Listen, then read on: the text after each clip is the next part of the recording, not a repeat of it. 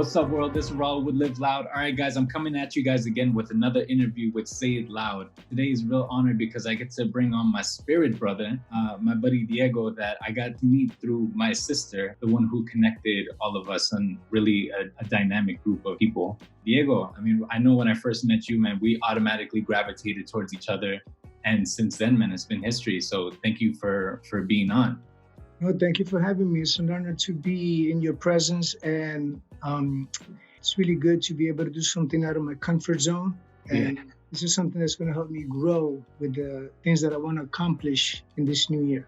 Yeah, absolutely, man. And one of the reasons you just hit it with why I wanted to have you on is because I love that I constantly experience you stepping outside of your comfort zone. I constantly experience you in this space of growth. And I know that's not always the case for us, right? We have our moments when we might need to tuck back and refresh or disconnect. That doesn't mean we don't get angry. That doesn't mean we don't get frustrated. But I've consistently experienced you as someone who is gradually and always stepping outside of your comfort zone to learn something else about yourself and contribute it to other people. So tell us a little more about who you are and what you do and all that good stuff, man.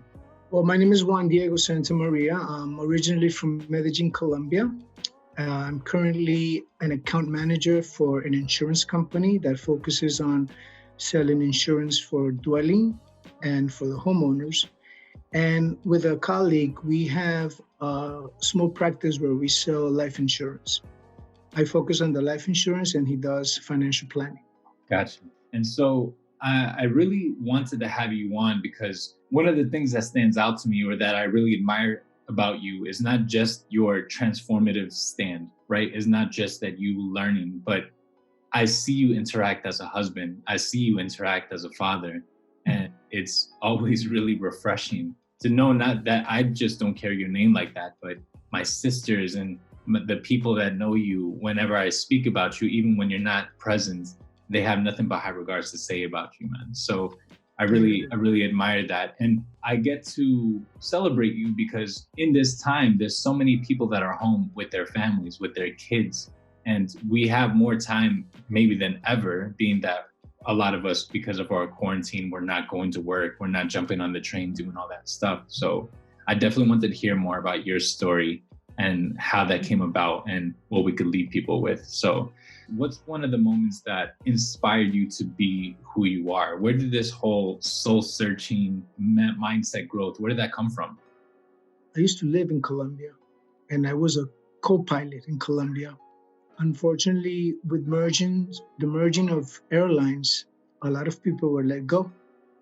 I was one of them. And I was going to get married in Colombia. Things didn't turn out. So I had lived in the States before. So I said, maybe the universe is telling me to leave Colombia. So I left. For a while, I was in a bubble. I was just working, not focusing on things to do. And I decided to do something for myself, which was salsa dancing. The love of dancing brought me to a dance studio. When I went to the dance studio, I met Lori. The Lori kind of inspired me to go to a dance competition in Florida. There she brought her friend, Marina. And then Marina and I became friends. The next thing you know, we're married and we have two beautiful daughters.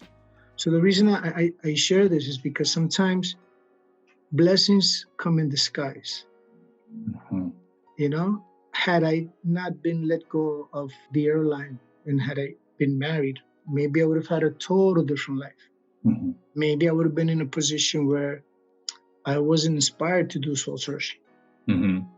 But because these things occurred, the universe sort of kind of put steps ahead of my path to bring me to the States, to be uncomfortable for a while, then to kind of make me realize, I got to do things for myself, love myself. And one of the things I really enjoy doing is dancing. And because I followed the love for dancing, it led me to meet my soulmate. So the reason I tell that story is because sometimes you're going to come across situations that make you feel sad and uncomfortable. But instead of fighting it and resisting it, try to flow, find out why are these things happening. And if you ask yourself questions, somehow your subconscious kind of like reveals the answers. Mm-hmm. And I started asking myself, like, why did this happen to me? Why am I here in the States? What should I do? And when I asked myself, what should I do? I said, you know what? I'm going to take care of myself. And by doing that, then it led me to this. That led me to another thing. And that's how I ended up being with Marina. And then when I met Marina, not only did I inherit a beautiful woman, but I married a beautiful woman. I ended up meeting great friends like your sister, like Arena, like Michelle, Lori. All her friends, her circle of friends became my friends.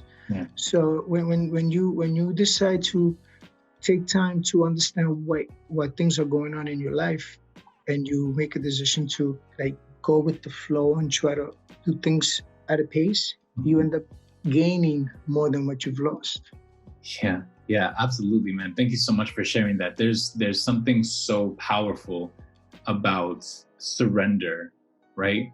Because we could be I mean, I speak for myself. I'm very committed. Once I see my goal about what I want to create, I close my eyes and I bulldoze through in order to create that and manifest that, right? And there's sometimes and before, for those of you guys who don't know, I have a design background. I studied industrial design. So when I wanted to be a designer since I was a kid, and I pursued it and I created it. I worked at a design company, and there was this other like a very high-end company that wanted to work with me.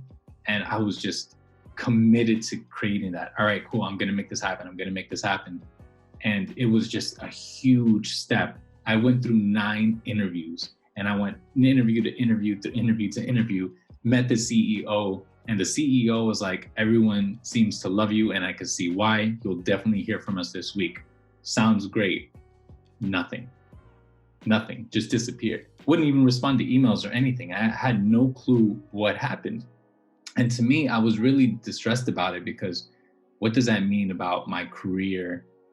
I know so many people that stop at that point of disappointment, right? Of failure. But then I thought, if I got that job, I might not have been able to travel the world the way I've been able to do. I might not have discovered my purpose on really creating contribution through my art and craft. I wouldn't be creating the things that I have been doing so, or experiencing, or meeting the people that I've been meeting. And I'm so thankful for that failure, because what it did was open another door of opportunity for something much greater than I even imagined. So thank you for sharing that story, man, because that's really right on. Things don't necessarily turn out the way we expect them to, but we don't have to be victimized by that, right? There's an opportunity that's at hand. No, and another thing, for example, I'm doing something totally different to aviation, but I'm doing something that relates to that story I had that I want to share about the flight attendant, where I was asked to get an iced tea, and I went that little extra mile, because now I'm in a position where I do service people, and I always go that extra mile, and the people that I work with see that, and they're always grateful when I am able to resolve an issue, because I go that extra mile. When you go that extra mile, you're able to resolve things in a better way. For sure. Yeah, go ahead and tell us that story, man. What was that day like? So before I was flying as a co-pilot, I flew as a flight attendant. And one day I was doing service, and somebody asked for an iced tea. But we don't necessarily carry iced tea. So I had to improvise.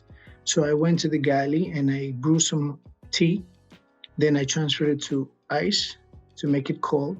Then I transferred it to another glass full of ice, lemon, and I took it to the passenger.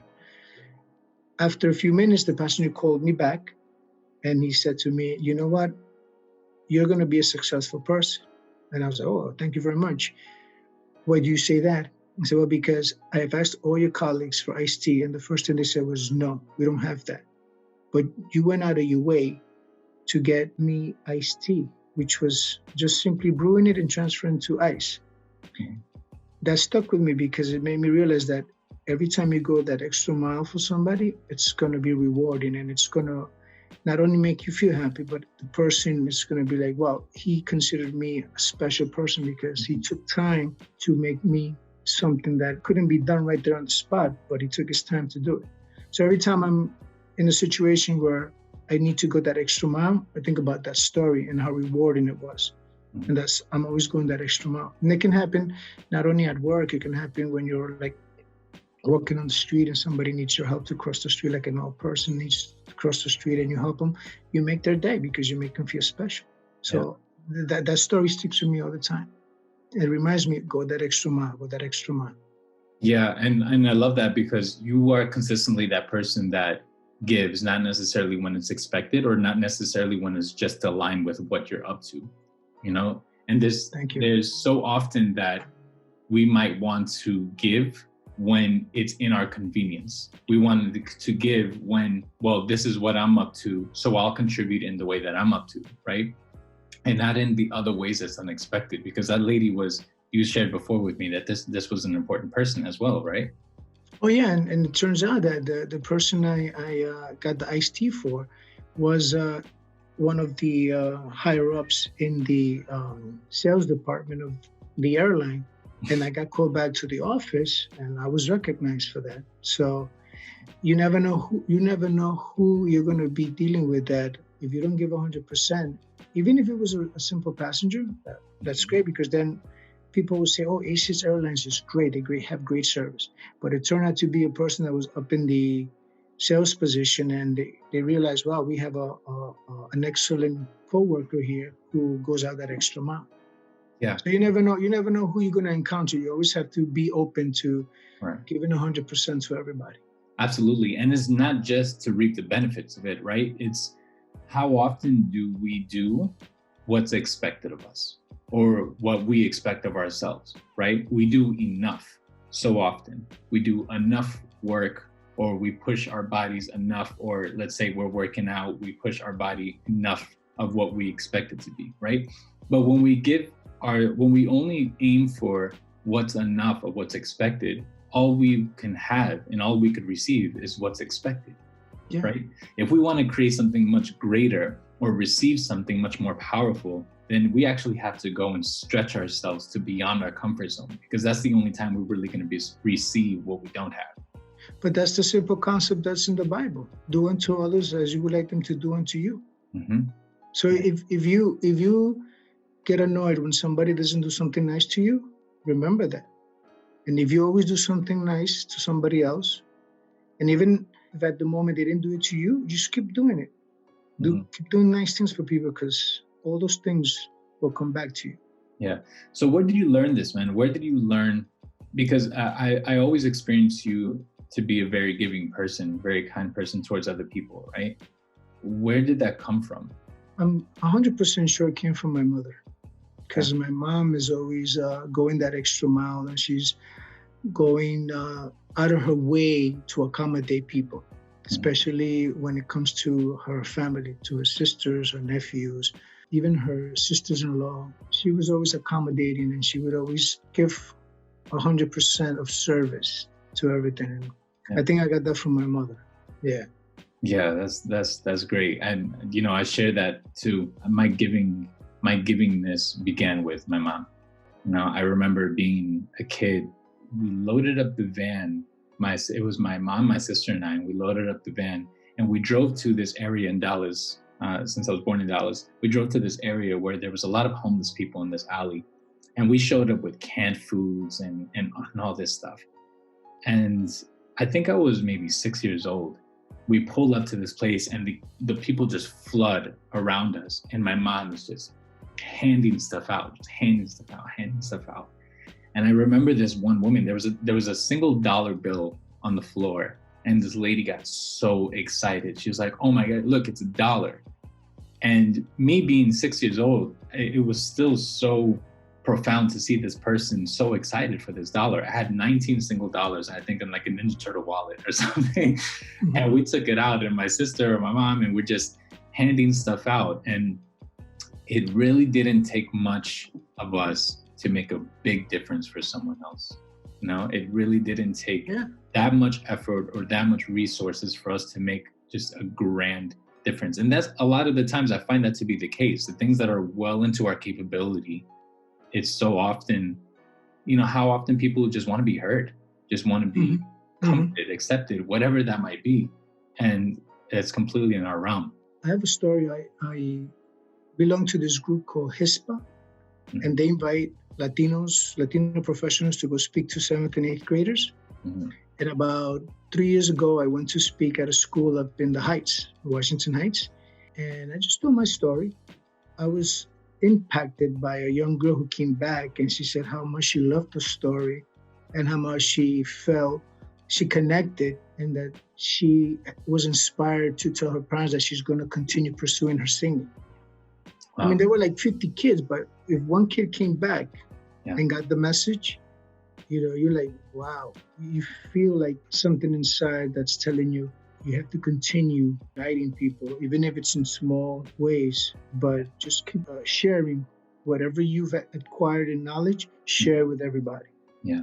Yeah. So in this time, there's so many people. The whole reason why I launched Say It Loud is because since we're in quarantine right now, there's so much time for us to be home, and we have less distractions on what's going on externally.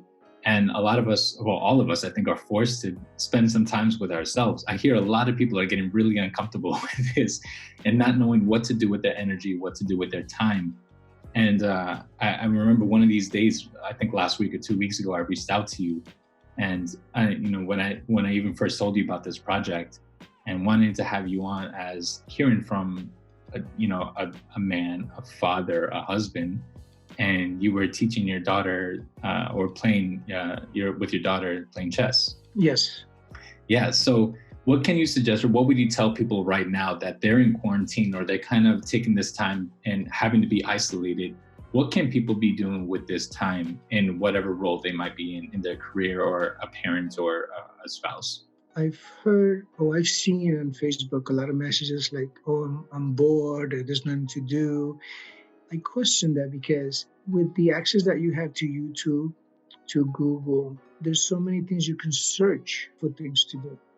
For example, the case that you just mentioned with my daughter, like this is the perfect time for me to teach her how to do new things, because before the quarantine, I was so busy with work and I was working in an office that I didn't have time to sit with her during the day. I would sit with her maybe on the weekends or maybe late in the evening, but I didn't have that time. So this is a moment where the universe is telling you, look, I'm giving you this time despite the situation, but I'm giving you this time to take advantage of it. Yeah.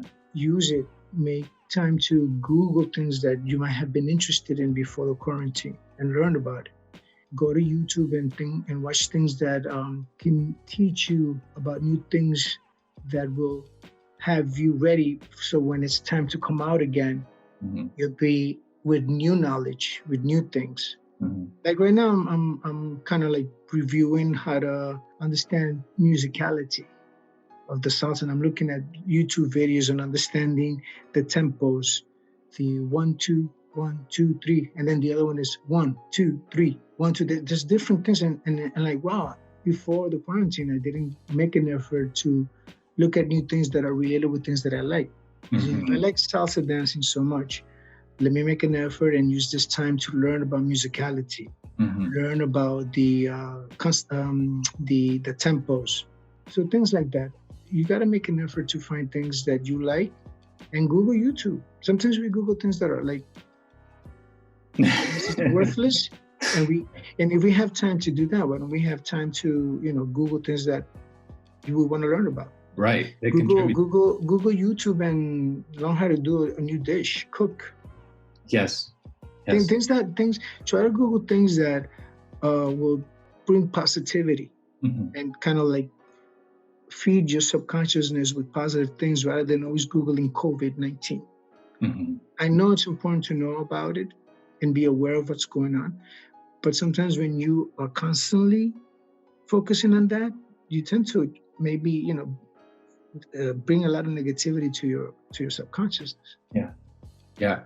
I like that you say that, man, because people doing this type of exponential growth, emotional growth, intellectual growth, knowing yourself. A lot of people find that to be a difficult task, but it doesn't always have to be a difficult soul search. It could be something that brings you joy, that brings you fun. I know you're a salsero, man, and every time we come in, we're like, all right, we're throwing that salsa in the mix. Like my daughter on the weekend, she made a box and she said, "This is the suggestion box."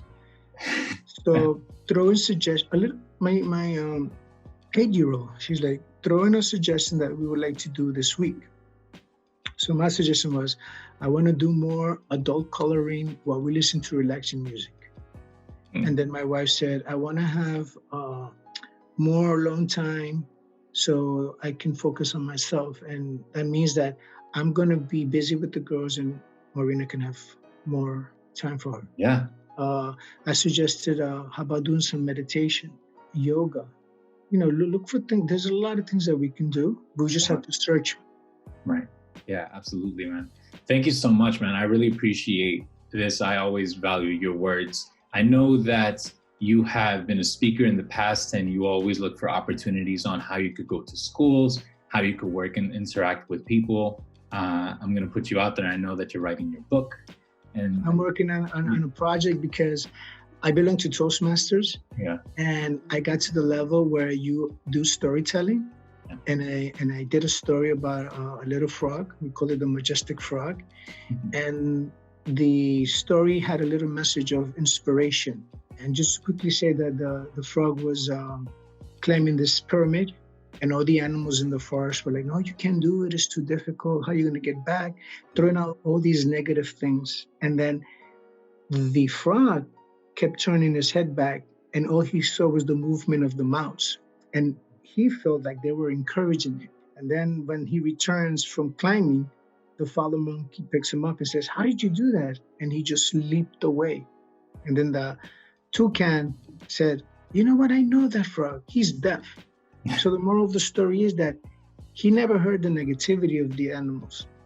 He just saw that they were encouraging him. So every time you hear people telling you negative things, imagine yourself as that deaf frog and you just see them saying positive things and follow your heart.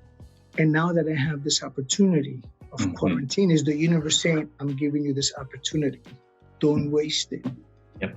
See, I know we are going through a tough situation, but in tough moments, you always have to try to find positive things.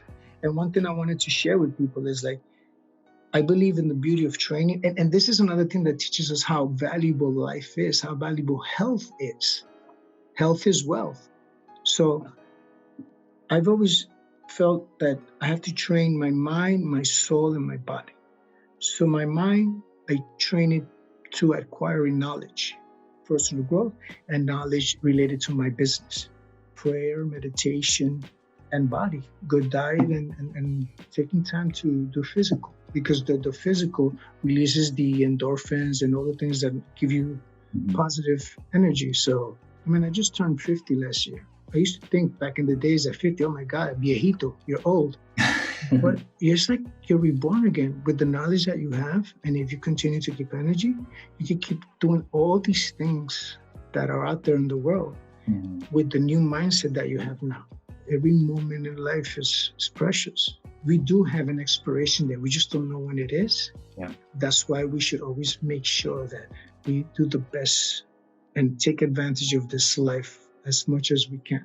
Very true. And so many great points to that, man. Thank you so much. Thank you so much for your energy, your time, your consistency, and being. Thank you for having me. Yeah, absolutely, man. Where can people find you if they want you as a speaker, if they want you to tell their story, or whenever you do launch your book? What is some place that people can follow? Well, we currently have a website. It's called republicfin.com/JDS. And that's our website for the insurance. And that's how they'll find me there. They'll find my email. Or I guess, the best thing to do is give a call. Yeah. 917-557-6226. And if anybody just wants to talk, I'm all ears. Sounds beautiful, man. Again, man, thank you so much for everyone tuning in.